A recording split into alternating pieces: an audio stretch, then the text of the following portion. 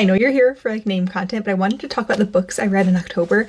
October through like April, I'm a big reader. Not so much in the warm months, but when it's like cold outside, getting dark early, I'm curled up and I am reading. My first read was actually a reread of A Funny Story. Me and my friend Desiree have a two-woman book club. This was the last book we read before I took my summer hiatus from reading, and I just needed to like catch back up. So I more so like skimmed and reacquainted myself with the story. I love Emily Henry. I think everything she does is so good. I've been trying to get away from only reading thrillers, which is kind of my vice. But that does lead me to, I read The Housemaid by Freida McFadden next. My sister-in-law recommended this book to me.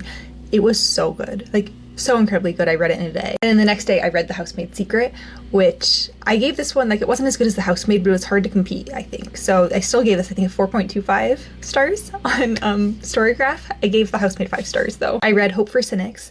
This is a really good one.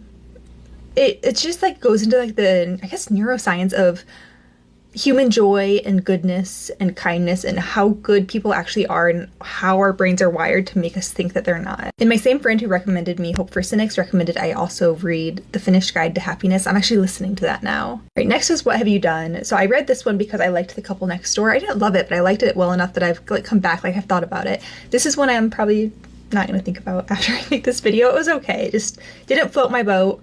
I thought a lot of it was predictable and it just wasn't for me. And then finally, Wit's End was the last read for the month. So what wit is, how it works, and why we need it. It's not like a storybook. They're like graphs, little glossary breakdowns. And it's actually got a really long, like super long notes and bibliography section that have other books that I've now added to my list of like next reads. But those are my reads. I think my biggest recommendation would be Hope for Cynics and the Freida McFadden Housemaid. Those are the two I'd recommend the most. And if you're into like things like this Wit's End, this is actually my second time reading it, but I bought this book a few years ago and I hadn't read it since.